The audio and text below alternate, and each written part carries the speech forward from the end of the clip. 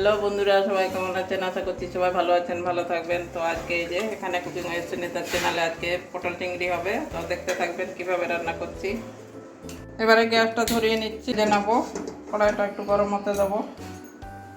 এবারে তেল ঢেলে নিচ্ছি কড়াইয়ের মধ্যে, পটল আলুটা আগে ভেজে নেব।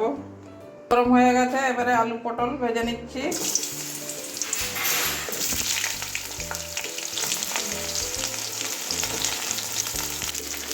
পটলের মধ্যে হলুদ দিয়ে দিচ্ছি, একটু হলুদ দিয়ে ভেজে নিচ্ছি, কালারটা ভালো আসবে।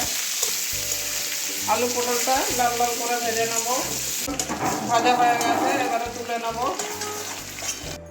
এবারে ফোড়নে গোটা জিরে দিয়ে দিচ্ছি, তারপরে গোটা গরম মশলা দিয়ে দিচ্ছি। এবারে পেঁয়াজ দিয়ে দিচ্ছি, পেঁয়াজটা ভেজে নেব। পেঁয়াজ ভাজা হয়ে গেছে, এবারে আদা রসুনটা দিয়ে দিয়েছি, আদা রসুন আসবে। এবারে এটাও কাঁচা গন্ধ যাওয়া পর্যন্ত ভেজে নেব। এবারে বাকি মশলাগুলো সব দিয়ে দিচ্ছি, জিরে গুঁড়ো, হলুদ আর কাশ্মীরি লাল লঙ্কার গুঁড়ো, কাঁচা লঙ্কা, টমেটো কুচি দিয়ে দিচ্ছি। সবগুলো একসঙ্গে কষিয়ে নেব। এবারে জল দিয়ে দিচ্ছি, জল দিয়ে মশলাটা কষিয়ে নেব। অল্প একটুখানি জল দিলাম। কষানো হয়ে গেছে আমার। এবারে মাছটা আমি ভাজি না, মাছটা আমি কাঁচায় দিয়ে দিই, মশলার সঙ্গে কষিয়ে নিই। ভাজা করলে মাছ শক্ত হয়ে যায়, ওই জন্য আমি আর ভাজি না মাছগুলো। এবারে মশলার সঙ্গে কষিয়ে নেবো ভালো করে। মাছগুলো কষানো হয়ে গেছে, এবারে আলু পটলটা দিয়ে দেবো। আলু পটল দিয়ে আবারও ভালো করে কষিয়ে নেব।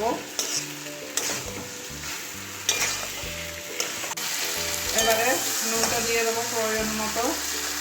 সব কিছুতেই নুন ছিল আমার, মাছে তো নুন। টেস্টটা ব্যালেন্সে রাখার জন্য একটু চিনি দিয়ে দিলাম। কষানো হয়ে গেছে, এবারে আমি জল ঢেলে দিচ্ছি। জল দিয়ে ঢাকা দিয়ে রান্না করে নেবো, তখন আলু সিদ্ধ হচ্ছে না। এবারে ঢাকা দিয়ে দিচ্ছি একটা থালা দিয়ে। এবারে ঢাকনাটা তুলছি। আমার পটল চিংড়ি হয়ে গেছে একদম।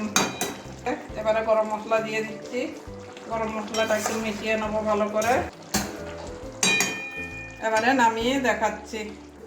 বন্ধুরা, আজকে শর্ট রান্না করে দেখালাম। তো আমি তো রান্না বড় ভিডিও দিয়েছি, তো আপনারা নতুন নতুন এভাবে শর্ট ভিডিও দেখার জন্য চ্যানেলে লাইক করবেন, নতুন হলে সাবস্ক্রাইব করবেন, পাশে থাকা বেল আইকনটাও একটু টাচ করে দেবেন, তাহলে যা কিছু এরকম নতুন নতুন ভিডিও ছাড়বো সবার আগে পেয়ে যাবেন।